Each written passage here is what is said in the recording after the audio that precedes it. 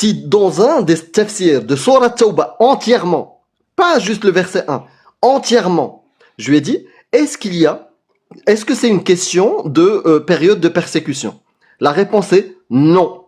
D'après tous ces mufassirines dont tu viens de me donner les tafsirs, il n'est pas question d'une période de persécution subie par les musulmans.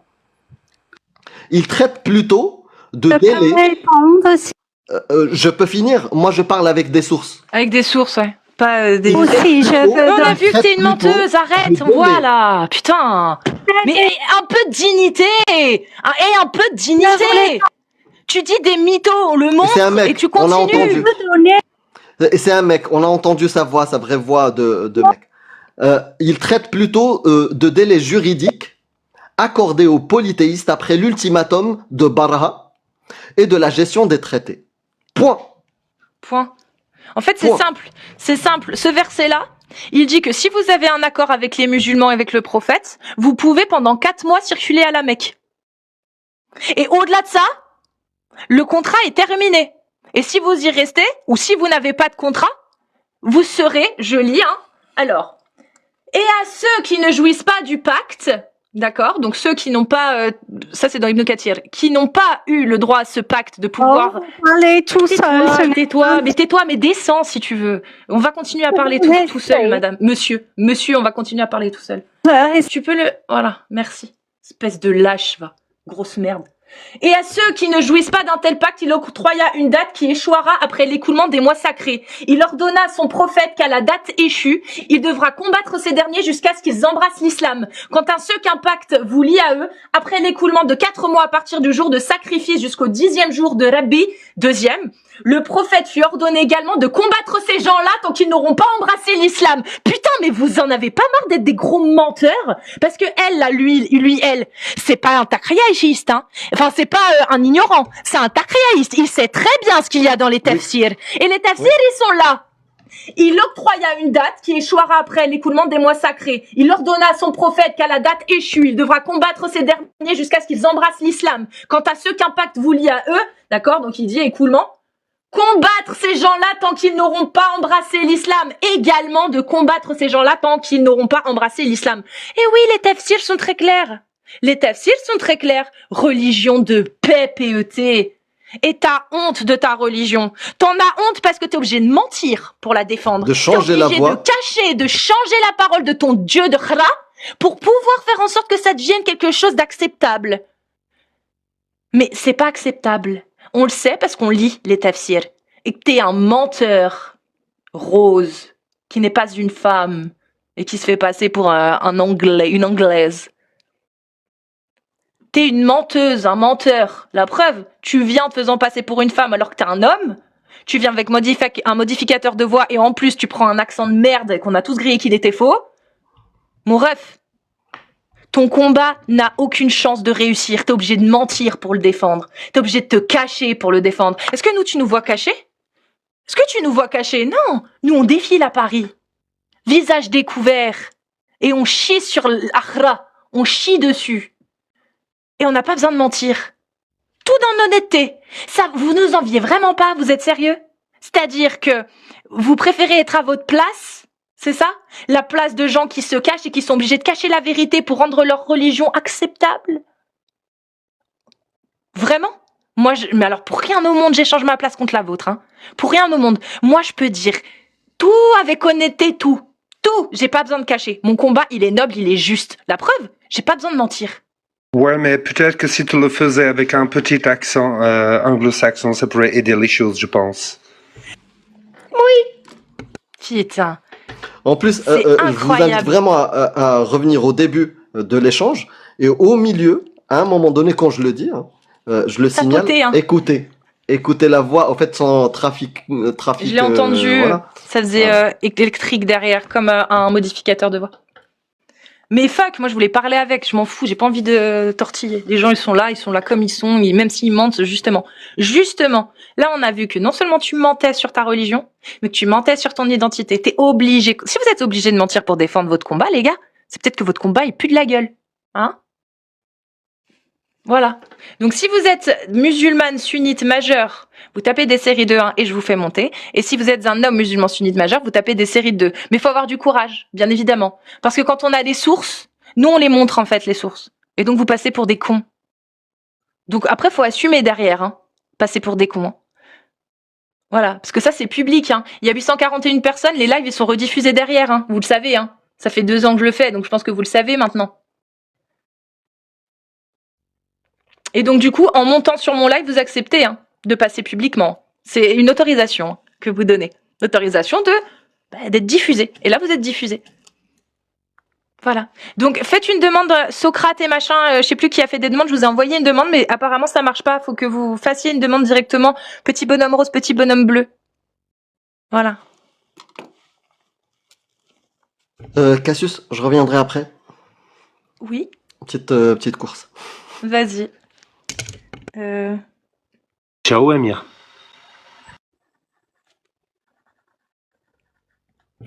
À plus tout le monde. À toutes.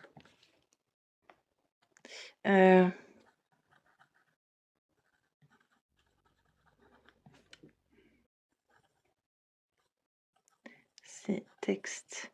Alors, est-ce qu'il y a des gens qui ont fait des demandes? Apparemment non. Faites la demande s'il vous plaît, tous ceux qui font des 1 et des 2, je vous vois, mais ce serait bien de faire une demande directement dans la liste en bas parce que sinon je peux pas vous faire monter. Je vous vois en taper des 1 et des 2, L'Arche, Socrate et tout, mais je vous envoie des demandes, vous n'arrivez pas à les accepter, donc il faut faire une demande en bas.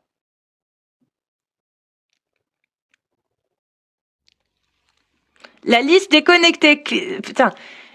Petit bonhomme rose et bleu en bas. Voilà, ce petit bonhomme rose et bleu. Très simple. Salut Shana, comment vas-tu? Hello everyone, how are you? Comment allez-vous? Je viens vous saluer. Ah, toi aussi, tu as cet accent? Oui, c'est à la mode en ce moment. Qu'est-ce que je voulais dire? Oui, c'était Rose Bonbon. Hein. Je sais pas qui c'est. Si, c'est une meuf qui a l'habitude de monter. Voilà, je viens en solidarité pour les koufars. Donc je suis là s'il y a besoin. Bisous. Bisous. Merci. L'Arche de Bérénice. Bienvenue. L'Arche de Bérénice. Allô, l'Arche de Bérénice. Dernier essai. Bon, bah salut. MHZ, bienvenue à toi. Bonjour, comment ça va? Ça va bien? T'es musulman sunnite, MHZ? Évidemment que oui. Ah ouais? Yep, Mais comment ça se fait? c'est ça. Comment ça se fait du Comment coup? ça se fait que je suis musulman? Sunnite. Alors, sunnite, pourquoi sunnite? Parce que déjà j'ai ma famille qui est sunnite, mais c'est pas forcément ça le principal.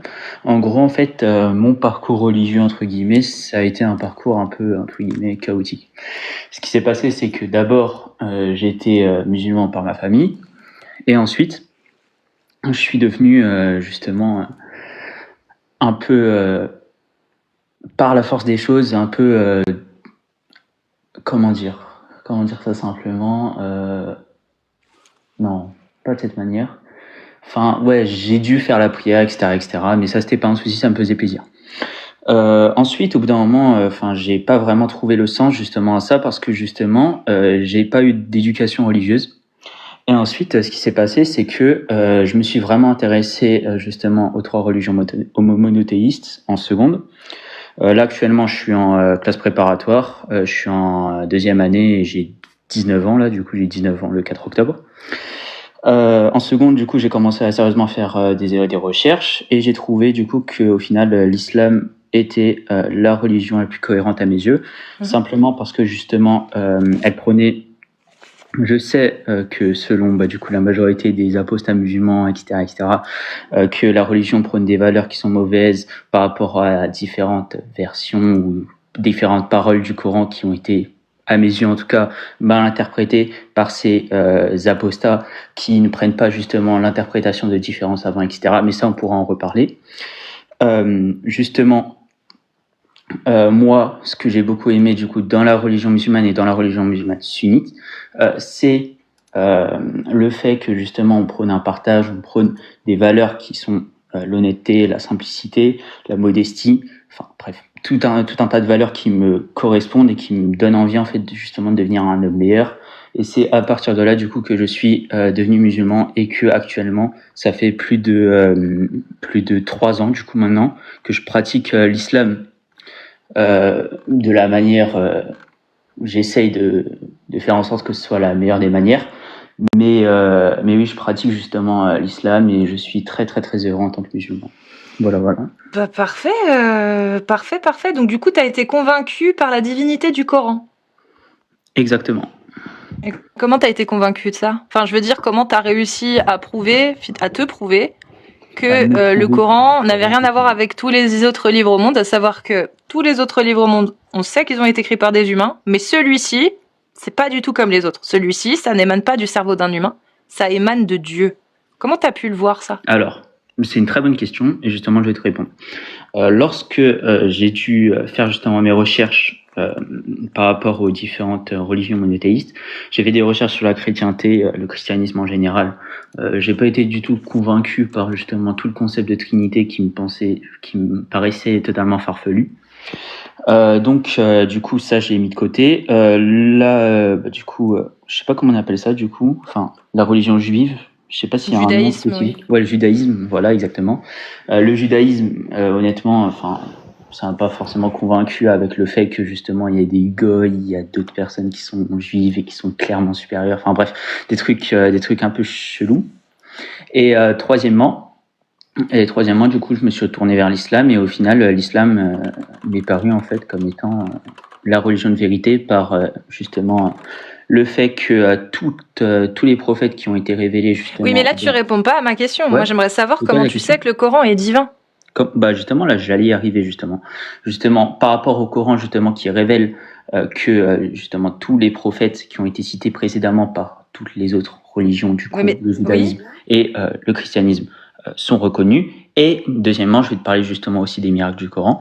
Oui, parce que ça, c'est pas un argument. Hein. Moi aussi, je peux reconnaître tous les autres prophètes qui étaient expliqués dans d'autres religions. On est d'accord? Non, mais oui, pas de souci, pas de souci. Mais là, vas-y. Alors, un argument qui montre que dans le Coran, ça n'aurait pas pu venir d'un humain, par exemple. Ouais. Ok. Donc, justement, on a par exemple, quel argument peut-il sortir? Le fait, par exemple, que lorsque dans la sourate Ar-Rum, justement, on a Allah, du coup, qui par l'intermédiaire du prophète, qui est une sourate, du coup, sourate Ar-Rum, c'est une sourate mécoise, qui prédit justement la victoire des Romains sur les Perses. Et lorsque justement il prédit cette victoire, tous les historiens étaient d'accord pour justement dire que cette victoire était impossible à cette époque-là. Et justement, ce qui s'est passé, c'est que les Romains ont réussi justement 8 ans après, ou quelque chose comme ça, entre 3 et 9 ans, ont réussi justement à gagner contre les Perses. Si je me trompe pas, ils ont réussi à gagner contre les Perses alors que leur situation était totalement pitoyable. D'accord. Ils étaient dans une situation là, tu affirmes que ce verset a été révélé avant la victoire? Oui. D'accord. Et ça, t'es allé vérifier? C'est une sourate mécoise. Et donc du coup, oui, elle a été révélée. Est-ce que tu es allé vérifier? Elle a été révélée avant, oui. C'est pas ma question. Est-ce que tu es allé vérifier? Ça, c'est ta déduction. Vérifier, je sais pas, dans les tafsirs. Je peux le vérifier tout de suite si tu veux. Vas-y, regarde, tafsir d'Ibn Kathir. Tiens, pourquoi pas? Si tu veux, je te le montre. Oui? Non, mais cette prophétie, moi, me fait penser, le temps qu'il cherche, à l'autre jour, pareil sur le même sujet. Snake, il en a fait une prédiction qui était vraiment pas mal, je trouve. Il nous a sorti un texte où il avait prédit qu'en 98, la France allait gagner la Coupe du Monde face au Brésil avec 3-0, et il nous a affirmé qu'il l'avait écrit en 1980. Et je trouve ça incroyable quand il m'a amené le livre. Donc je suis plutôt d'accord pour le coup avec Amajed là. Je te soutiens. Si c'est vrai, si c'est ce qui est dit, ok. Mais moi j'aimerais bien voir dans les tafsirs. Vous pensez bien que si je parle des tafsirs, c'est que je l'ai déjà lu, forcément. Les Romains, putain, en plus on me le cite souvent en ce moment. C'est sourate combien et combien, j'ai oublié. Alors, sourate des non, et la victoire.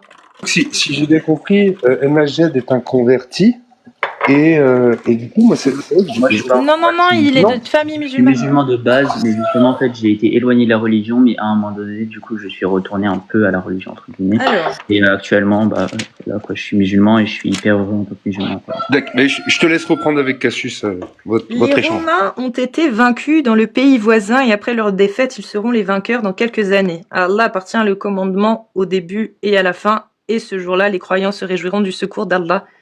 C'est ça? Exactement. Parfait. Alors, Tafsir, Ibn Kathir, sourate 30. Les Romains. On va lire ensemble. Alors, Tafsir, donc sourate des Romains. Ok. Ça, c'est Ibn Kathir. Donc, le début, les Romains ont été vaincus dans une proche contrée. Après avoir été vaincus, ils vaincront. Ces versets furent révélés à la suite de la victoire des Perses sur les Romains au pays de Cham. Ibn Kathir. Oui, bah justement, en fait, justement, c'est la victoire des Perses sur les Romains. Bah, du coup, en fait, moi, je te dis que c'est les Romains qui vont gagner juste après, du coup. C'est ce qui est dit. D'accord. Donc, toi, ce que tu vois comme... En fait, là, tu es en train de confirmer un peu le propos, justement. Ce verset a été révélé suite à la victoire des Perses sur les Romains. Et justement, moi, je te dis que les Romains vont gagner contre les Perses. D'accord. Donc, toi, ce que tu dis comme étant un divinatoire, c'est Oui. que Allah accorde la victoire après aux Romains. C'est ça, qu'il lui accordera. Exactement. C'est ça. C'est ça. Donc, maintenant, moi, j'ai une question. Ouais, je t'écoute. Imaginons que ça n'ait pas eu lieu. Alors, tu peux pas faire de scénario hypothétique. Si, on peut. Regarde, je vais donner. Non, Imaginons écoute, que c'est... Regarde, oui, non, vas-y. regarde. Imaginons que ça n'ait pas eu lieu. Qu'est-ce qui aurait empêché des gens de retirer ce passage, étant donné que sous le prophète, c'était pas écrit. Enfin, c'était pas écrit. C'était, il n'y avait pas de Coran compilé. C'est-à-dire que c'était écrit, il y a des gens qui écrivaient sur des peaux de chèvre ou des peaux ou des trucs, tu vois, du papier ou des choses, mais il n'y avait pas de compilation. Donc qu'est-ce qui aurait pu empêcher des gens de retirer ce passage-là si ça n'avait pas été vrai? Pareil pour Abu Lahab, c'est la même question. Ok, pas de souci. Moi, je vais te répondre par une réponse qui sûrement ne va pas te satisfaire, mais justement, en fait... Si tu essayes de répondre de manière pragmatique et logique, ça devrait me satisfaire. Écoute, oui, d'accord, pas de souci. Écoute, justement, la manière pragmatique et logique, c'est justement que le miracle est tel qu'il est, et que justement, ce miracle a été posé dans le Coran. Voilà. Ça, c'est la manière pragmatique et logique. Mais la manière... Pas vraiment, que tu non. veux, écoute, pas de souci. Mais juste laisse-moi terminer. C'est pas ça pragmatique. Pragmatique, c'est de dire qu'est-ce qui aurait pu empêcher des gens, en voyant que c'était faux, avant la compilation du Coran, de le retirer. C'est ça la question. Écoute, pas de souci. Réponds juste quelque chose de cohérent. Oui, ok, en fait. d'accord. Tu réponds rien, en fait. Mais attends, rien n'aurait pu les empêcher. Laisse-moi répondre. Et voilà, bon, ok, tu vas commencer à me sortir ton charabia émotionnel. Non, parce que t'inquiète, on va y arriver, mon ref. Réponds juste d'abord à cette question et je te laisse argumenter. La question, elle est simple.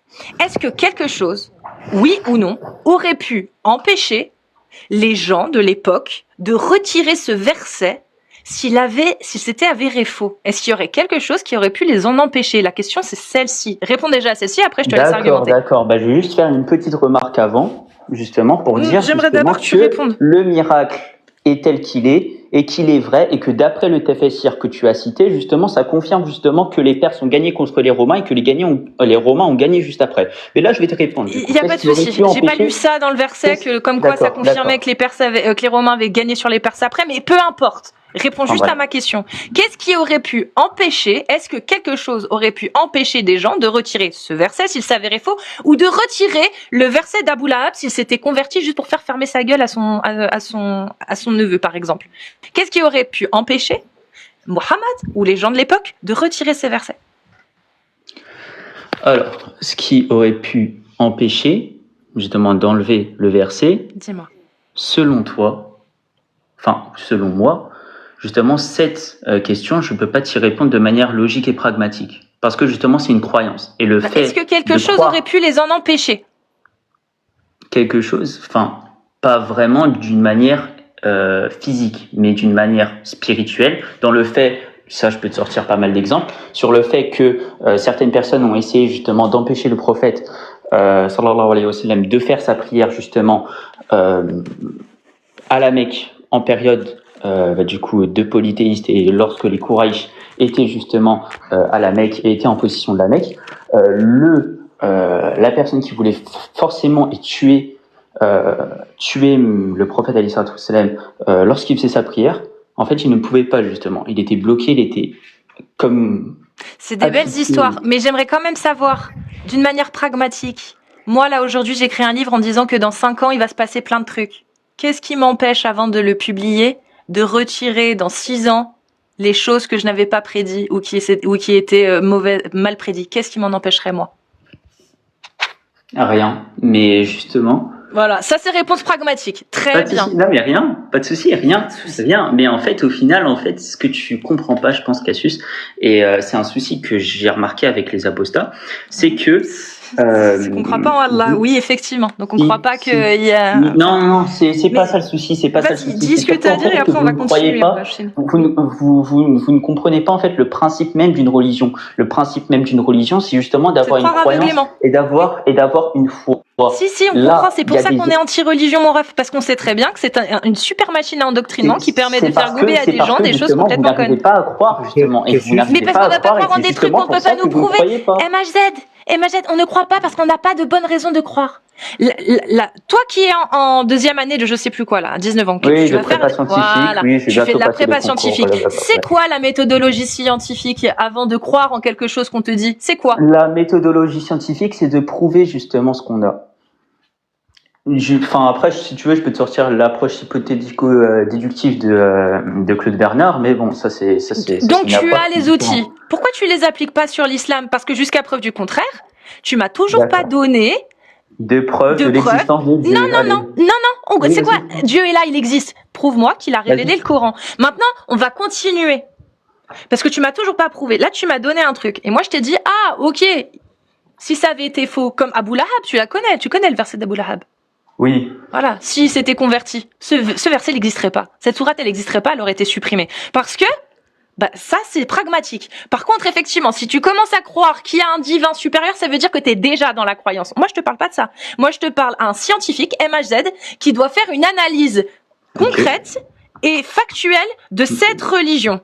Donc, ma question, c'est, est-ce que MHZ, il a quelque chose? Il m'a donné ce verset-là, sur les Romains. Très bien, prenons-le. Moi, maintenant, je vais te prouver que si on avait vu à l'époque que des versets n'allaient pas, ils auraient disparu, auraient été modifiés. Est-ce que tu veux que je te le prouve? Vas-y. Parfait. Est-ce que tu connais Allat, Al-Uzza et Manat? Oula. Alors, il va falloir me sortir un peu un accent arabe parce que sinon je comprends pas du coup. Allat, Al-Uzza et Manat, c'est des divinités qui sont répertoriées dans le Coran. Ah oui, Allat, Al-Uzza. Ok, oui, d'accord. Ouais, ok, c'est bon, oui, je vois. Donc tu les connais, ces divinités? Oui, c'est des divinités de Quraysh de l'époque qui étaient justement à la Mecque, oui. C'est ça. Et du coup, Allah, il en dit quoi dans le Coran aujourd'hui?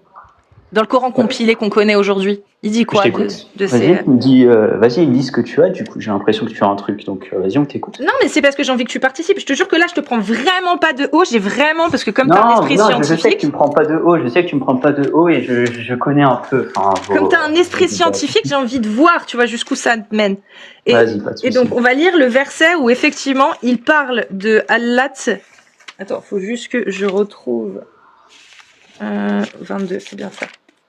Alors, c'est sourate 22, verset... Non, c'est sourate 53, verset 19 à 20, je crois. C'est pas le bon. On va la lire, parce que ça fait longtemps que je ne l'ai pas faite, celle-ci. 53, verset 19 à 20. Alors, voilà. Que vous ensemble les divinités, Allat et Uzza, ainsi que Manat, cette troisième autre? Sera-ce à vous le garçon et à lui la fille? Que voilà dans un partage injuste. Ce ne sont que des noms que vous avez inventés, vous et vos ancêtres. Allah n'a fait descendre aucune preuve à leur sujet. Ils ne suivent que la conjecture et les passions de leurs âmes, alors que la guidée leur est venue de leur Seigneur. Donc là, il dit clairement que Allat, Uzza et Manat, c'est du vent. On est d'accord? Oui, parfait. Évidemment. Allez. Vas-y, du coup, je t'écoute. Quand on va dans les tafsirs, de ce Allez, les verset. TFSI, les fameux TFSI. Allez, on t'écoute. Tu les prends ou tu les prends pas?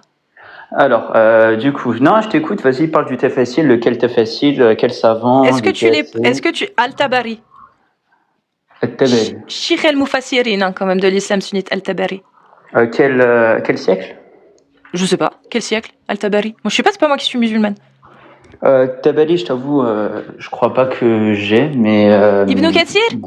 Ouais, Ibn Kathir, moi je connais, ouais. Vas-y, je t'écoute. Tafsir d'Ibn Kathir. Les versets 21 et 22 ont Mais été machallah, altérés. t'es bien renseigné en vrai, Allah Ribelek, franchement c'est bien, peut-être une future conversion, Inch'Allah.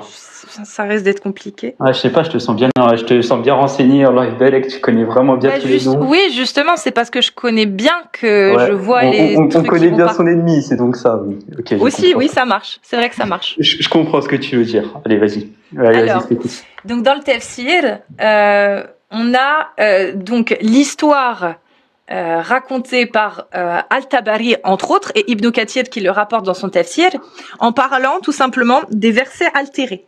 Et dedans, ça se rapporte aux chroniques de Tabari et au passage, à certains passages de la Sira, mais je sais pas lesquels exactement. Donc on va mettre la Sira de côté parce que je ne maîtrise ça. Mais par contre, dans les chroniques de Tabari et dans les Tafasir, donc d'Ibn Kathir, sourate 53, versets 19 à 20, on a le récit.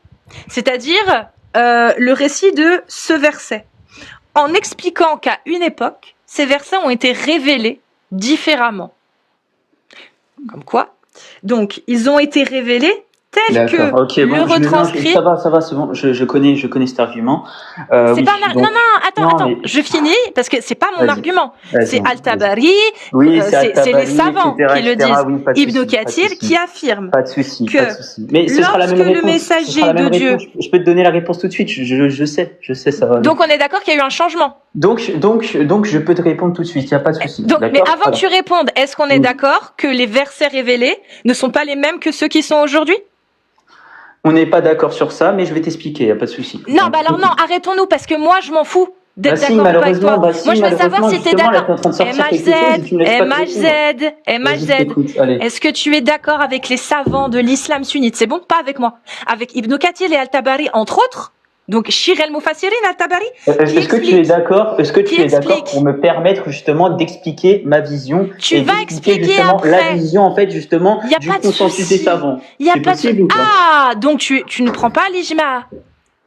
D'accord, donc est-ce que je peux parler du coup ou c'est Moi, possible j'aimerais, ou- je veux d'abord que tu répondes juste clairement. T'arrives pas à Allez. faire des phrases simples. Est-ce que tu prends l'ijma? Et après, je vais adapter mes questions en fonction. Tu prends Non, l'ijma non, ou mais pas? écoute. Non, écoute. j'écoute Moi, là- pas. Non, Non, mais s'il te non. plaît, par contre, parce que Non, MHZ. Tu vas juste répondre aux questions simplement pour que je puisse adapter mes questions en fonction de ce que tu prends. Est-ce que tu prends l'ijma? Est-ce que les savants sont importants pour toi ou pas? Sinon, ça sert à rien de débattre sur ce sujet. les savants sont évidemment importants pour moi. Si tu veux savoir, Très maintenant, bien. je peux parler ou pas Je peux parler ou Donc, bah non, parce que tu vas pas répondre à ma question du coup. Donc, pas les si, savants justement, sont je vais répondre importants à ta pour toi. question, mais justement, je sais pas, tu as peur de ma réponse. Donc les savants sont importants pour toi. Que penses-tu des savants de l'islam sunnite, Shir el-Mufassirin, Al-Tabari et Ibn Kathir? Écoute bien ma question. Quand ils affirment que sur ces versets-là, il y a eu une modification, car les versets qui ont été révélés de Allat, Al-Uzza et Manat, El-Rouzet, et oui, vas-y, parle. recoupe-moi Bon, encore une écoute, fois la écoute, parole. écoute, Non, écoute, j'écoute pas. écoute. J'écoute pas. Je n'écoute pas. Tu me laisses finir. Ou crowd. Ou crowd. Est-ce que tu as compris? Regarde là. Non, Est-ce que écoute, tu as écoute. compris? Non, j'en ai rien à battre. Donc je vais finir. C'est insupportable en fait. C'est quoi? C'est la dissonance qui commence à venir ou quoi? Je te demande, qu'est-ce que tu penses de Al-Tabari, Shir el-Mufassirin, Ibn Kathir et d'autres exégèses qui font partie de l'ijma de l'islam sunnite? Qu'est-ce que tu penses lorsqu'ils affirment que lorsque le messager de Dieu vit comment la tribu Quraïsh lui tournait le dos, il aspirait dans son âme que quelque chose lui vienne de Dieu qui le réconcilierait avec la tribu. C'est alors que fut révélé le verset de l'étoile. L'étoile lorsqu'elle se couche. Avez-vous pensé à Allat, à Al-Uzza et Manat, ce troisième autre? Ce sont des grues de haut vol. En vérité, leur intersection est acceptée avec approbation. Donc je répète. Là, tu as Al-Tabari, Ibn Kathir et les savants qui admettent eux-mêmes que ces versets, à la base, ceux que je t'ai lus dans le Coran, c'était pas ceux-là. que à la base, c'était ça, et je te les lis. Avez-vous pensé à Lat, à Louza et à Manat, le troisième autre? Ce sont des grues de haut vol. En vérité, leur intersection est acceptée avec approbation. Ce qui est expliqué par Al-Tabari et par Ibn Kathir. C'est très bien expliqué par ces deux savants. Arrête de me couper la parole, je vais te faire défendre. C'est soit tu arrêtes de me couper la parole, soit Krawoud. Eh bah, descends. Eh bah, descends et gratte-toi. Donc, tes savants de l'islam sunnite, ils affirment que des versets du Coran qui ont été révélés à l'époque ont été modifiés et changés. Parce que quand les Quraïsh entendent dire cela, à savoir que ce sont des grues de haut vol et que leur intersection est acceptée avec approbation, ils se réjouirent et furent heureux de la façon dont le prophète parlait de leur Dieu. Et ils se mirent à prier avec lui et se sont agenouillés. Ça, c'est l'histoire qu'il y a dans les tafassirs. Et ensuite, qu'est-ce qui se passe? Il y a l'ange Gabriel qui vient voir le prophète quelques jours après et qui lui dit « Oh Muhammad, récite-moi la sourate de l'étoile !» Muhammad lui récita « Avez-vous pensé à Lat, à Louza et à Manat, le troisième autre? Ce sont des grues de haut vol. En vérité, leur intersection est acceptée avec approbation. » Donc, vous avez le droit de prier ces trois divinités, car Allah a donné l'autorisation que l'intersection et donc l'association avec ces trois figures était autorisée. Voilà. Et là, qu'est-ce que dit l'ange Gabriel après avoir entendu cette récitation? Voilà ce qu'il dit. Oh Muhammad, qu'as-tu fait? Tu as récité aux gens quelque chose que je ne t'ai pas apporté de la part de Dieu, et tu as parlé de ce qu'il ne t'a pas dit. Ce n'est pas ainsi que je te l'ai transmise cette sourate. J'ai dit, ce partage est injuste. Tu l'as changé et tu as mis autre chose à la place de ce que je t'avais dit. Et voilà pourquoi aujourd'hui, dans le verset, on n'a plus du tout ce qu'il y a chez Tabari, Ibn Kathir et compagnie, hein, plus du tout. Et eux-mêmes, ils l'admettent. Ils le disent que c'est parce que c'est le shaitan qui est venu se glisser dans l'oreille du prophète. C'est-à-dire, au moment où l'ange Gabriel révèle une parole divine au prophète, il n'y avait pas Cyberghost VPN et un antivirus. Il y a le shaitan qui était trop fort et qui a réussi à venir pour contrer le message et le changer. Ce qui fait que il y avait plus que ange Gabriel et le prophète à ce moment-là. Il y avait Iblis au milieu et Iblis, il a murmuré à l'oreille du prophète. Machallah, il est trop fort Iblis. Il est plus fort qu'Allah. Il est plus fort qu'Allah. Allah n'arrive pas à donner un message clair à son prophète sans que Iblis interfère et pirate le message. C'est fou quand même, hein. Et donc ça, tu le retrouves dans les tafassirs, d'accord? Dans les chroniques de Tabari, d'accord? Tu les retrouves dans des hadiths, bien évidemment. Et tu le retrouves, Sahih Bukhari, par exemple, 1071 et 4862, qui confirme que pour la première fois, suite à cette révélation du verset, donc empiété par la parole de Iblis, hein, bah, pour la première fois, les Quraïsh avaient prié, s'étaient prosternés avec le prophète. C'était la première fois que ça arrivait. C'est ouf, hein, quand même. Hein. Et ça a été modifié. Et ça a été modifié pour dire que non, Allah, Talouza et Manat, non, il ne faut pas, c'est pas autorisé. Donc les versets ont bel et bien été modifiés. C'est assumé par l'islam sunnite. Donc je repose la question, tu remonteras si tu veux. Comment tu peux croire, toi, avec un esprit scientifique qui commençait à paniquer, que si ça avait été faux, ça aurait pas été retiré? Comment tu peux imaginer, ne serait-ce qu'en bien même que le Coran que tu as aujourd'hui est le même que celui il y a 1400 ans, alors que toute l'histoire de l'humanité nous ont appris ce qu'était le téléphone arabe. C'est incroyable. Toi qui as un esprit scientifique en deuxième année de prépa, tu vas me dire que ton esprit scientifique, tu le mets au cul quand tu commences à lire ta religion, c'est ça? Bah ouais, tu viens d'expliquer pourquoi c'était de la merde, les religions. Parce qu'un esprit scientifique comme le tien, qui est censé être habitué à la méthodologie scientifique et donc à la méthodologie qui te permet de ne pas croire aveuglément quelque chose sans avoir de bonnes raisons d'y croire, Si tu l'appliquais vraiment dans ta religion, tu serais plus musulman, mon ref. Parce que tu trouverais vraiment qu'il n'y a aucune bonne raison de croire toutes ces absurdités. D'accord? Ça, c'était pour les absurdités, et rien que les absurdités, t'as flanché, mon ref. Rien que les absurdités, t'as été incapable de me laisser te raconter cette histoire qui vient de ta religion. C'est-à-dire que t'avais tellement honte de ta religion que même le récit de ta religion admis par Ijma dans l'islam sunni, pas par Ijma, mais par les plus grands exégèses, en tout cas, exégètes. Même ça, t'étais comme ça. Tu as honte de ta religion. Tu as honte de ta religion, et si tu appliquais ton esprit scientifique sur ta religion, tu verrais que tes arguments ne tiennent pas la route. Comment ça? Mais voir un truc dans un livre qui date de 1400 ans, en se rendant compte qu'il y a des conneries dedans, et une fois ça tombe juste, ça suffit à dire que c'est divin? Mon ref, on vient de le voir. Quand ça tombait à côté, il le modifiait. Quand ça tombait à côté avec Allah, Manat et Ouza, il disait que c'était Djibril qui lui avait murmuré. Non, c'est juste qu'il s'est trompé. C'est juste qu'il a dit une connerie à une époque et que pour revenir dessus, il n'avait pas d'autre choix que de trouver une bonne raison farfelue qui puisse convaincre des teubés pendant 1400 ans. Voilà. Plusieurs fois, c'est arrivé. Plusieurs fois, dont cela, c'est les plus connus, les versets sataniques. C'est les plus connus. Ils sont dans vos textes. C'est pas des recherches de chercheurs occidentaux ou j'en sais rien. Non. C'est dans vos textes, dans la sunna. Dans la sunna, on a des hadiths qui confirment ce récit-là. You.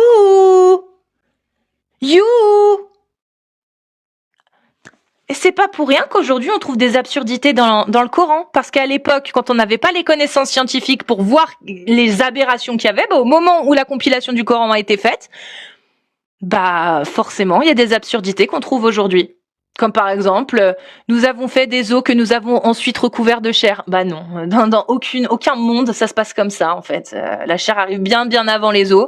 C'est obvious. Mais comme on le savait pas à l'époque de la compilation, on n'a pas pu le modifier avant de faire la version finale, quoi. Voilà. Par contre, pour la bataille, comme les Romains ont gagné sur les Perses du temps où il n'y a pas eu de compilation, il n'y avait pas encore de compilation, on a eu le temps de changer. On aurait eu le temps de changer. Et on l'a laissé parce qu'on avait vu que c'était vrai, que ça avait bien été vrai. Donc on l'a laissé. C'est marrant, hein? Et comme pareil, au moment de la compilation, il y a 1400 ans après la mort du prophète, de la même façon, on savait pas que la chair venait avant les os.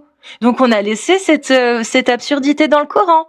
Et aujourd'hui, vous êtes obligés de tordre la réalité, de dire que ce verset, non, c'est pas réellement ce qu'il voulait dire, alors que tous les exégèses l'ont compris de la même façon, sauf vous. Et oui. Et plus ça va aller, plus on va voir qu'il y a des conneries dans le Coran, et plus vous allez devoir danser pour essayer de justifier pourquoi c'est là. Ou vous voilez la face en disant Allah c'est mieux, donc je crois Allah. Les os viennent bien avant la chair. Et passer pour des abrutis. C'est très très simple. Donc si tu veux remonter maintenant que je t'ai bien balancé une histoire que tu n'auras aucun moyen d'argumenter, parce que je le sais, je t'ai laissé parler, c'est très bien. Et là on voit que tu ne monteras pas, tu ne remonteras pas pour la simple et bonne raison que tu n'as plus aucun putain d'argument pour justifier que le Coran a été bel et bien modifié. Donc, quand il y a des choses qui les arrangent pas, c'est modifié, on le voit. Je t'ai donné la preuve. La preuve selon tes textes à toi. Moi, j'y crois pas en ces conneries, hein. Mais toi, tu y crois. Et comme t'as plus aucun argument, et que tu savais que tu n'en aurais plus aucun, tu coupais la parole, donc t'étais mute. Au bout d'un moment, je t'ai fait descendre parce que t'es insupportable. T'étais insupportable. Parce que t'étais en dissonance et que tu savais que tu pourrais rien argumenter. Parce que c'est de la logique. Parce que c'est de la rationalité. Étude que tu fais, et tu le connais. Tu m'as donné la définition de la démarche de la méthodologie scientifique. Tu la connais très bien. Et après ce que je viens de te balancer, mon ref, tu le sais très bien. Tu sais très bien que t'as rien. T'as rien pour contredire ça. C'est pour ça que tu parlais pour te faire virer. C'est tout ce que t'as fait. Et étudie ça. Étudie ces textes de tes textes à toi, de l'islam sunni, de la sunna. Étudie. Et va voir ce que dit Ibn Kathir et Al-Tabari. ce qu'ils disent des versets sataniques. Hein? Des versets qui ont été directement introduits dans l'oreille du prophète par Iblis, alors que l'ange Gabriel lui récitait quelque chose. Venant de Allah. Modifié.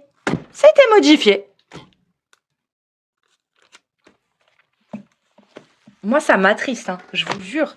Ça m'attriste de voir des gens, ils sont en prépa de sciences. Alors, je sais pas, hein, peut-être qu'il est en sciences sociales. Là, ça m'étonnerait plus, du coup. Mais ils sont en maîtrise, genre en prépa ou je sais pas quoi. Et incapables de faire preuve d'esprit critique vis-à-vis de leur dogme. Ça m'attriste énormément. Vraiment. En fait, ils montent justement pour essayer de te contredire, mais tout ce qu'ils font, c'est contredire leur propre religion. Enfin, je comprends pas, en fait. C'est exactement ça. Mais parce Vous qu'en fait, actualisez les gars, hein, je sais pas. ils viennent avec des certitudes. Donc on part de ces certitudes. Et au moment d'arrogance où aussi. on ébranle leurs certitudes, ça veut plus laisser parler et on est obligé de les faire descendre. Bah oui. Oui, parce que ils montent pas justement avec l'idée d'échanger, c'est avec l'idée de mettre en PLS. En fait, c'est ça, parce que c'est un jeu pour eux. Mais c'est très bien si c'est un jeu pour vous, les débats sur l'islam. Mais enfin, je sais pas. Vous décrédibilisez votre propre religion. Hein. C'est tout ce que vous faites. Si elle est pas très crédible. Ça va, Amir?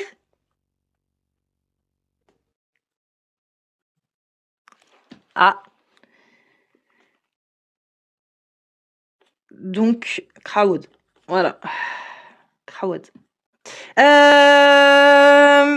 Donc, il remontera pas, ça c'est sûr. Les versets sataniques, je sais, ça poque. Je sais que ça pique et que ça fait mal, les versets sataniques. Ouais, mais tu sais pas prononcer Allah, tu Ouais. Bah, en attendant, ça, voilà. Ils font partie des versets qui ont été modifiés. Donc, est-ce que tu as de bonnes raisons de croire que ces versets-là que tu as cités sur les Romains ne pouvaient pas être modifiés? Non. Non. Dans ce cas-là, ça veut dire que Nostradamus, il a été illuminé par le divin? Parce que dans certaines de ces révélations, de ces prédictions, il y en a qui ont vu du vrai? Non, c'est nul. Il Puis est où Allah, le il s'est verset de trompé, la hein. lapidation? Il est où le verset de la lapidation? Il est où? Bouffé par une chèvre. Mashallah. Il s'est trompé plus d'une fois, Allah. Il a dit qu'il y avait deux mers qui ne se mélangent pas. Infranchissable. Une limite entre les deux, infranchissable. Ça n'existe pas sur Terre, ça. Ou alors peut-être qu'il a pas précisé que c'était dans les abysses insondables. Peut-être. Mais du coup, ça sert à quoi de le savoir? Si on peut pas aller vérifier, dans tous les cas. C'est ridicule. Allah qui dit les os avant la chair, mais on a revêtu ensuite les os de chair. Mais c'est ridicule, c'est des bêtises. Et quel historien il a dit que les Romains c'était incroyable comme victoire, c'était improbable? Il s'appelle Nasseito Ismo. C'est l'inverse même. C'était la victoire des Perses sur les Romains qui était improbable. C'est pas l'inverse. Mashallah. Et c'est pour ça quand les gens ils récitent ce verset. Parce que eux, ils confondent d'autres choses. Mais ça, ils le confondent pas. Ils ont bien compris que c'était incroyable que les Perses soient au-dessus des Romains. Donc ils disent, waouh, c'était incroyable. Mais sauf que ce qu'ils savent pas, c'est que ces versets ont été révélés après la victoire. Donc il y a rien de prémonitoire. C'est juste un constat de ce qu'ils ont vu et ce qui s'est passé.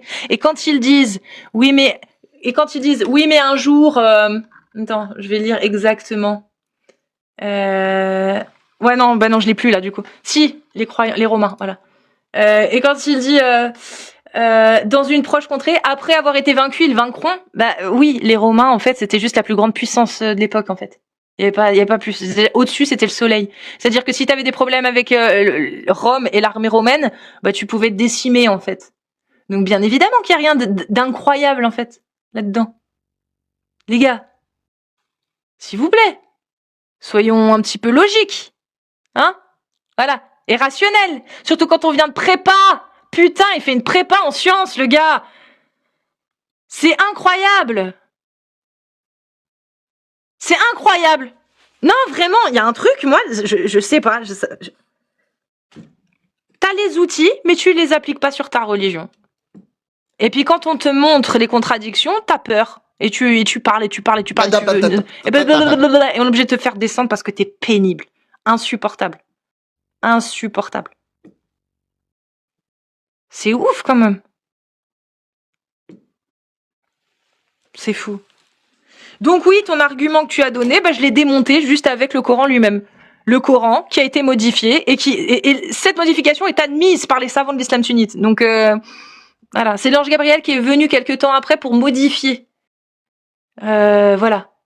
Parce que genre l'ange Gabriel, il s'est pas rendu compte dès la première récitation, tu sais, du prophète, quand le prophète a réussi à faire s'agenouiller et se prosterner les Koraïch qui en pouvaient plus de Mohammed. Hein. Concrètement, ils en pouvaient plus. Ils venaient imposer sa religion. On disait mais fous-nous la paix.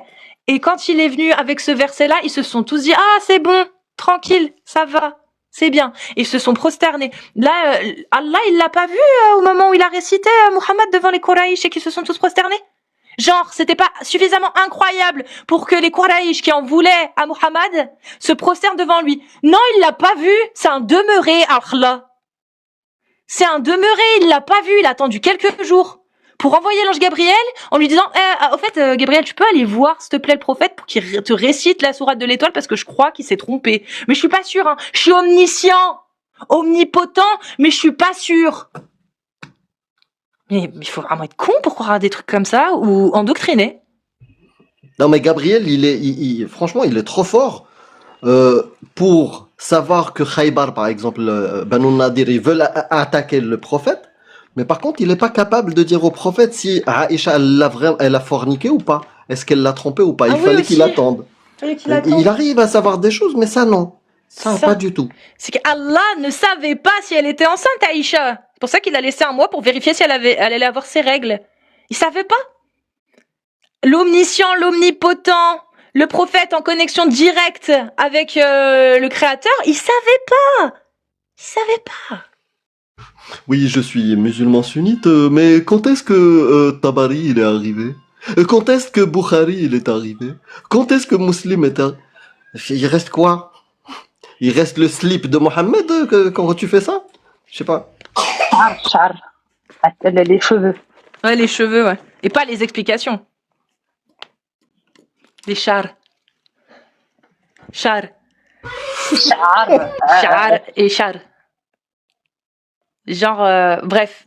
Tu l'as bien dit. Char. Char. Ouais. Et les explications? De quoi? Les explications. Parce que les chars, c'est les cheveux. Non, sharh. Sharh. Sharh, ça c'est les Voilà. cheveux. Non, sharh, Non. c'est les explications. Ah, sharh. Et char. Et char, là c'est les cheveux. Char, c'est les cheveux. Voilà. Voilà. Bon, et suivant, puisque voilà. Si vous êtes musulmane sunnite majeure, vous tapez des séries de 1. Faut faire une demande. Ah oui, non. Alors, il faut faire une demande. D'accord? En bas, bonhomme rose, bonhomme bleu. Vous voyez? Vous vous inscrivez. Une fois que c'est fait, vous vous déclarez dans les commentaires en tapant des séries de 1 si vous êtes musulmane sunnite majeure et des séries de 2 si vous êtes un homme musulman sunnite majeur. Voilà. C'est simple.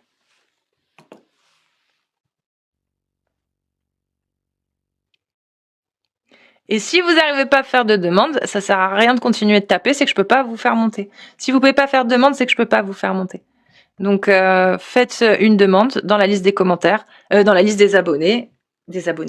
Bref, vous avez compris. Petit bonhomme rose, petit bonhomme bleu. Et une fois que c'est fait, vous vous déclarez dans les commentaires. Sinon, on avait une histoire intéressante, l'histoire de Safiya à terminer.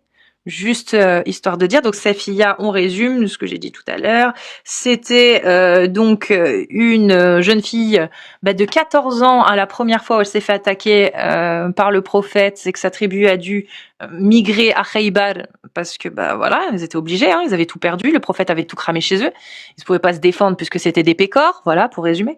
Et bien 2 ans après, l'ange Gabriel envoie le prophète Mohammed attaquer la tribu des Banu Nadir qui était à Khaybar, 160 km. Hein. Voilà, c'est-à-dire qu'au bout de 2 ans, ils avaient tellement tout niqué, en fait, les Sa'alik et Mohammed, ils avaient tellement enculavavé tout le monde, finalement, que que c'était terminé en fait, ils avaient plus rien à attaquer. Donc ils ont décidé de faire 160 km pour aller voir si en 2 ans ils avaient réussi à ramasser un peu d'or quoi. Voilà. Donc ils sont allés les attaquer à Khaybar, ok. Et il s'est passé quoi à votre avis à Khaybar? Il s'est passé approximativement la même chose. Hein. Momo les a attaqués, il a fait des morts, il a assassiné le chef de tribu qui n'était plus le père de Safiya à ce moment-là, mais son mari. C'est le mari de Safiya. Et Safiya, elle avait entre 16 et 17 ans à ce moment-là, donc 2 ans après, voilà. Donc elle était mariée au nouveau chef de tribu, d'accord. Le chef de tribu a été bien évidemment pragmatisé, mais avant ça, il a été torturé à mort, hein, parce qu'ils essayaient de savoir où ils avaient caché l'or. Il n'y avait pas d'or. Malheureusement, en 2 ans, ils n'avaient pas eu le temps. Hein. Fallait faire repousser toutes les conneries qu'a fait le prophète, repousser les arbres, etc. Fallait se mettre bien, quoi. Ils avaient autre chose à faire que de faire de l'or à ce moment-là. Mais bon, que voulez-vous, hein. Donc il les a pragmatisés. Il a fait pareil avec le père de Safiya. Hein, il l'a pragmatisé aussi après l'avoir torturé. Il n'y avait pas d'or, donc ils pouvaient pas admettre qu'il y avait de l'or, hein, donc ils se sont fait pragmatiser. Ils ont récupéré les femmes et les enfants, dont Safiya, qui fut captive de guerre, donc esclave, hein, qui a été récupérée par l'un des compagnons du prophète. Mais comme c'était l'une des femmes les plus belles, les autres compagnons n'ont pas été contents. Non mais écoutez bien. Écoutez bien, je n'invente rien, c'est dans les textes de l'islam, c'est dans vos textes. C'est-à-dire que dans vos textes, il y a du ridicule. C'est tellement ridicule que quand on le raconte normalement, vous aussi vous trouvez ça ridicule. Mais quand vous le lisez parce que vous savez avec l'autorité religieuse que astaghfirullah, il faut pas rigoler, c'est quand même le prophète, vous rigolez plus. Mais écoutez bien. Les autres compagnons étaient tellement dégoûtés que ce soit l'un des compagnons qui récupère la plus jolie femme des captifs de guerre, qui sont allés voir le prophète pour se plaindre et dire « Oh prophète, lui il a pris la plus jolie femme, mais c'est pas juste. Et si il y en a un qui devait la voir, cette femme-là, ce serait toi, ô prophète, c'est toi qui devrais la voir. » Tu vois, vous voyez ou pas la gaminerie? C'est pas l'un de nous, hein, c'est toi le prophète qui devrait la voir, celle-ci, elle est tellement belle, par jalousie. Wallah, il t'a manqué de respect, Wallah, il t'a manqué de respect, hein. Alors que le prophète, il s'en foutait, il en voulait même pas à la base. Et ensuite, il a réfléchi, il s'est dit, ah ouais, peut-être qu'ils ont raison. Donc, il est allé racheter Safiya à cet homme, à son compagnon, hein. Il est allé la racheter contre 7 têtes d'esclaves. 7 esclaves. 7 esclaves. Chronique de Tabari, ça. 7 esclaves. Il a donné 7 esclaves pour récupérer Safiya à son compagnon. Mashallah. Mashallah. Et le jour même, hein, ça s'est fait dans les 24 heures, 48 heures peut-être, ça s'est fait vraiment directement. Ouais, juste après le CAC 40, il s'est écroulé, tu vois. Juste après la prise, en fait, juste après l'assassinat de tout le monde et la répartition des captifs de guerre. Donc il a récupéré Safiya et sur le chemin du retour, donc il s'est pas passé 2 semaines, hein, sur le chemin du retour, il l'a épousée, il l'a consommée. Pendant 3 jours, la tente a été plantée sur le chemin qui les ramenait à Médine. Ok? On voyait le mont Uhud. C'est marqué dans les tafsirs, c'est marqué dans les hadiths, c'est marqué partout. Je la connais par cœur, cette histoire. On a même calculé, on a même fait des calculs pour savoir combien de temps ça mettrait à dos de chameau et à pied. Parce qu'on a calculé pas à dos de chameau, on a calculé à pied. Parce qu'on s'est dit, il y a des gens à côté qui marchaient, tout le monde n'était pas en chameau, tu vois. Donc, on a calculé. Il faut pas 7 jours. 7 jours, c'est la tranche max. 7 jours pour faire Khaybar, Médine. Allez, c'est en marchant tout doucement, en faisant beaucoup de pauses, tu montes à 10 jours. En 10 jours, c'est pas la période de viduité imposée normalement pour les esclaves. C'est censé être 1 mois. Une captive de guerre, normalement, pendant 1 mois, tu ne dois pas la toucher, logiquement. Le prophète, il en a eu que faire. Le prophète, au bout d'1 semaine, il était en train de garder Safiya dans une tente sur le chemin du retour, après avoir assassiné toute sa famille. C'est ça l'islam sunnite. Ouais, il faudrait. Après, bon, faut le comprendre. Hein. Il faut bien qu'il se vide de son stress. C'est stressant. Hein. Wallah, c'est stressant. C'est une responsabilité. Hein. Non, mais il a le sens des priorités. En fait, tu as donné tous les détails. Il y a d'autres subtilités parce que plus tu lis ces textes-là, plus il y a de nouvelles dingueries qui sortent. Donc, je répète, tout à l'heure, je l'ai dit, Safiya bint Huyay était issue de la tribu juive de Banu Nadir, tout ça, elle vous l'a raconté. Son père était Huyay ibn Akhtab, l'un des chefs de cette tribu-là. Elle est souvent considérée comme ayant des liens de lignage remontant à Aaron et Moïse, ce qui lui confère une noblesse dans son milieu. Cette noblesse-là, Il a chié dessus, Mohammed. Si vous dites qu'il respecte les autres religions et la noblesse de Moïse et sa descendance, là, il a chié dessus parce qu'il a décimé la descendance de Moïse. Lors de la bataille de Khaybar, les musulmans prirent les captifs de guerre parmi les membres de la tribu juive alliée et opposée. Safiya fut parmi les captifs de guerre. Un point très important. Après sa capture, on lui aurait donné le choix de rester juive et de rester captive de guerre ou d'accepter l'islam. Elle aurait choisi l'islam. Surprenant. Le Mais prophète c'est l'a étonnant, ensuite... ça. Ah ouais. Et là, la petite pépite, ça cerise sur le couscous, le prophète l'a ensuite libéré. Et vous savez comment il l'a libéré? C'était sa dot. Sa liberté, c'était sa dot. Ça lui a rien coûté, au fait. Il lui a dit, tu sais quoi? T'es libre. Voilà ta dot. Puis il l'a épousée. C'est-à-dire le jour où il devait divorcer de sa fille, si elle voulait divorcer du prophète, bah elle aurait dû rendre sa dot. Donc, sa liberté. C'est ça. Si sa fille avait voulu divorcer, elle rendait sa dot. Donc elle redevenait esclave du prophète. C'est beau, mais quelle belle religion, machallah, machallah. Tiens, et vous croyez en tout ça? Et par contre, je m'excuse de pouvoir aller vérifier si vous voulez être sûr que je connais cette histoire par cœur. Je vous le dis, je la connais par cœur. Donc vous allez aller voir, déjà pour commencer, le Bukhari 36-36. Très intéressant. Donc, vous prenez Bukhari 36-36. D'accord? Facile à retenir. Ensuite, vous prenez le Bukhari 35-93. Vous allez voir que ça vient de là, où il faut pragmatiser les juifs derrière un rocher. Quand un rocher dira « Oh, musulman, un juif se cache derrière moi, hue-le !» Voilà. Et ça fait partie de cette histoire, en fait. Vous comprenez? Vous allez pouvoir aller voir également le Sahih de Tirmidhi 22-36. Notez tout, hein. C'est tout ensemble, hein. Voilà. Et ensuite, on va dans ce qu'il y a d'intéressant. On va aller dans le Sahih Bukhari 428. Donc, les palmiers brûlés, Sunan Ibn Majah, Sahih aussi 28-45. Notez bien tout. Notez bien tout.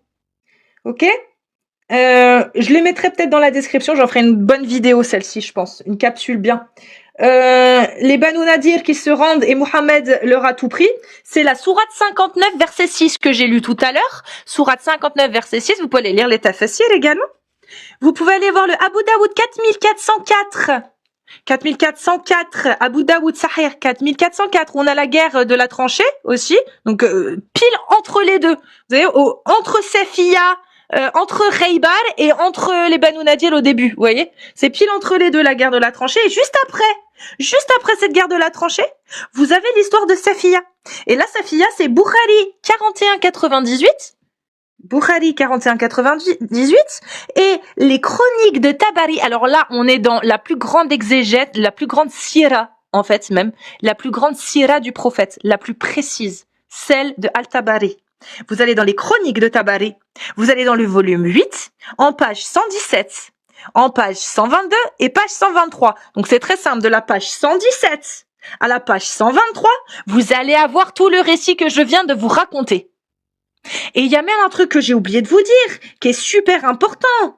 Donc les 7 esclaves pour récupérer Safiya, vous pouvez le voir dans les Sahih Muslim 33-29, 33-28, 22-28 chez Bukhari. Ok? Et ensuite, ce qui est très très très important et très intéressant, c'est au moment où il a consommé pendant les 3 jours, vous savez, le passage où il a planté sa tente dans le désert, hein? Et à ce moment-là, quand il est rentré dans la tente, après avoir marié et libéré Safiya, hein, comme cadeau de dot, qu'il est rentré dans la tente, il y a un de ses compagnons qui est resté veillé à l'entrée de sa tente. Pourquoi, à votre avis? Il surveillait la tente ou... Hein? Donc ça, c'est dans le volume 39 de Al-Tabari, page 185, intitulé « La tente ». Et je vous jure, le chapitre s'appelle « La tente ». Hein. Donc, le compagnon a monté la garde devant sa porte, ok, devant sa tente, et il a dit au prophète, une fois que le prophète est sorti et qu'il l'a vu, donc le prophète lui dit « Mais que fais-tu ici ?» en rigolant. « Qu'est-ce que tu fais là? Pourquoi tu restes là ?» Il lui a dit qu'il craignait que Safiya lui fasse du mal pour se venger, ce qui a fait rire le prophète. Je n'invente rien. Al-Tabari, les chroniques de Tabari, volume 39, page 185. Ouais. Mashallah. Voilà. Il était moins taré, hein, le compagnon. Non, mais ça prouve, voilà, ça prouve toute l'histoire. Ça prouve que, ouais, bah, il a fracassé toute sa famille. Elle a accepté l'islam, mais on sait jamais, hein. Même Tu vois lui, il est Ouais. choqué par ce qu'il a fait, putain. Bah oui, on va vérifier, hein, on va rester là au cas où Je le sais prophète pas si- il queen. En fait, je me pose la question, en fait. Je me dis, est-ce que c'est pas ces histoires-là sont pas un test une sorte de test de QI version islamique? Ah, c'est certain. Oui, Je sais. sur ça, oui. À un moment, tu te poses la question, tu te dis, mais c'est pas possible.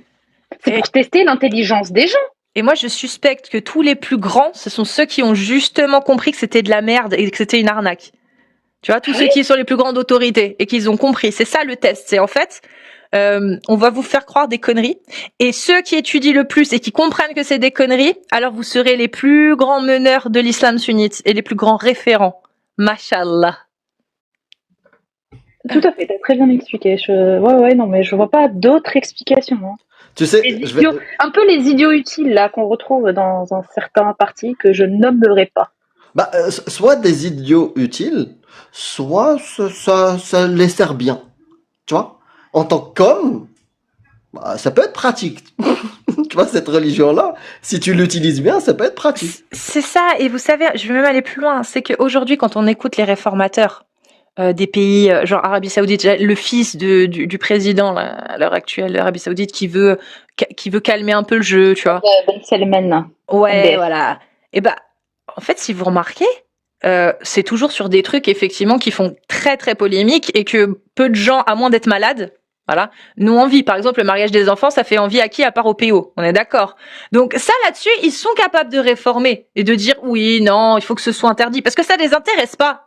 Mais pour ce qui est des 4 femmes, de l'autorité de l'homme sur la femme, de tous ces trucs-là, et même l'esclavage, hein, parce qu'en Arabie Saoudite, ça a beau être interdit, il y a quand même des sociétés qui vous fournissent des femmes de ménage, hein, femmes de ménage que vous gardez à la maison, dont vous récupérez le passeport, et qui restent chez vous. C'est de l'esclavage. Hein. Ça, c'est légal en Arabie Saoudite. Hein. Et ben ça, par contre, ils veulent pas réformer parce que ça leur sert. Parce que ça les sert. Mais le mariage des petites filles, bien sûr qu'aujourd'hui, même des grands oulémas pourraient vous dire, mais non, il faut interdire ou il faut réformer, sans jamais dire que c'est halal, que c'est haram. Hein. Oui, mais au ben, moins dire, voilà, parce que ça ne les intéresse faut pas. arrêter, 9 ans, Parce 10 que ans, ils faut sont pas, arrêter. voilà, parce qu'ils sont peut-être pas très 13 hauts. ans, ça dépend. Voilà, à partir de 14, 15 ans, quand elles commencent à avoir des fesses et des seins, là, faut voir, tu vois. Eh ben, regardez sur quoi ils veulent réformer. C'est toujours sur les trucs qui ne leur servent pas. Mais quand ça leur sert, il y aura pas de réforme. Ah les bah gars. oui. Il n'y en aura pas. Hein. Et ceux qui sont courageux, et j'espère que vous allez l'être un tout petit peu et aller lire les sources qu'elle vous a données, quand vous allez être à mi-chemin, vous avez déjà vomi 3 fois. Vous avez fini. Et vous allez vous dire, waouh, c'est une dinguerie, c'est grave ce que je suis en train de lire. Et c'est pas fini. Safia, elle est restée mariée avec le prophète 4 ans. 4 ans. Et ce psychopathe, en fait, en plus d'avoir gâché, fracassé, décapsulé sa famille, gâché sa vie pendant 4 ans, bah, c'était pas suffisant pour lui. Lui, elle a vécu 43 ans. 43 ans après Khaybar. Voilà. Dans ces 43 ans-là, elle a vécu 4 ans avec le prophète. C'est rien. Tu te dis, c'est rien. Elle est restée veuve toute sa vie. Pourquoi? Parce que ce psychopathe, il a dit, personne ne ken mes meufs. Personne ne touche à mes meufs après ma mort. Il n'y a aucune qui va être remariée. Elle n'a pas le droit. Et les musulmans n'avaient pas le droit. Donc, en plus d'avoir gâché leur vie pendant sa vie à lui, il faut gâcher leur vie après sa mort. Et c'est ce qu'il continue à faire depuis 1450 ans. Voilà. Il gâche la vie de toutes les femmes. Eh oui. Donc, bah écoutez, s'il y a des gens qui veulent revenir sur cette histoire, ce sera avec grand plaisir si vous voulez venir nous expliquer en quoi pour vous ça vous paraît normal ou peut-être nous contredire, nous dire non, vous avez menti. Il n'y a pas de souci en ramenant des preuves, en ramenant des sources. Vous faites une demande dans la liste des connectés, donc petit bonhomme rose, petit bonhomme bleu, et on y va. On va y aller gaiement, joyeusement. Bon, bien sûr, faut pas avoir honte. C'est-à-dire qu'il faut assumer ses textes et assumer sa religion. Je sais que c'est compliqué. Vous partez avec une épine dans le pied, même avec 2 bras en moins. C'est-à-dire que moi, j'ai peut-être pas de jambes, mais vous êtes des troncs en face de moi quand vous venez et que vous connaissez pas trop l'islam. Et encore, et même si vous connaissez, bah, le problème, c'est qu'il faut assumer derrière. Et c'est vrai que c'est un petit peu partir avec les 2 jambes et les 2 bras en moins. Parce que c'est compliqué de justifier ce genre de choses. D'accord ? Après, vous pouvez faire de l'anachronisme en disant mais non, mais c'était à l'époque ça se faisait et tout. Enfin, Ouais, essayez de lutter. mais... Il n'y a pas de souci. On va voir ce que disent les textes aujourd'hui. Est-ce que Ouais, c'est mais tu peux dire autorisé? ce que tu veux. C'est d'abord Allah te walaza. Putain, c'est ouf, hein. C'est ouf. Si tu l'as remarqué, Amir, quand. Genre, il voulait un. Foutage de gueule, il savait même pas de quoi elle parlait. Ouais, C'est grave, hein.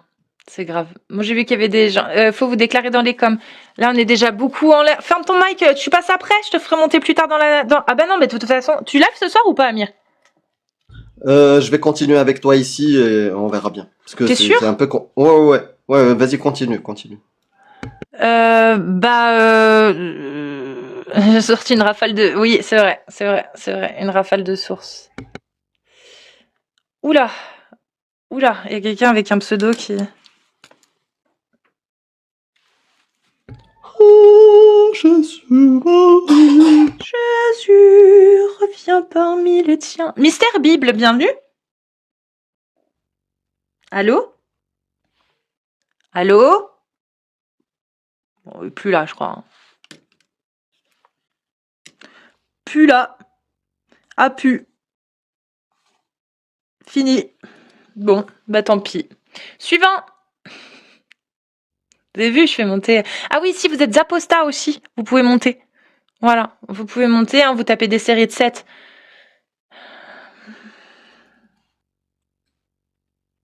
Vous avez le droit. Bon, après, il y a des gens là qui ont fait des demandes, je les fais monter, mais ça marche pas. Donc tant pis, c'est un peu claqué là. Je refais une annonce. Si vous êtes musulman ou musulmane, c'est le moment, hein, les gars. Il y a des choses à dire sur l'islam.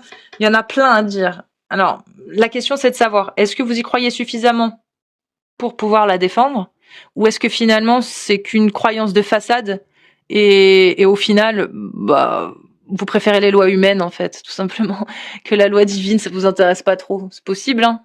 C'est possible.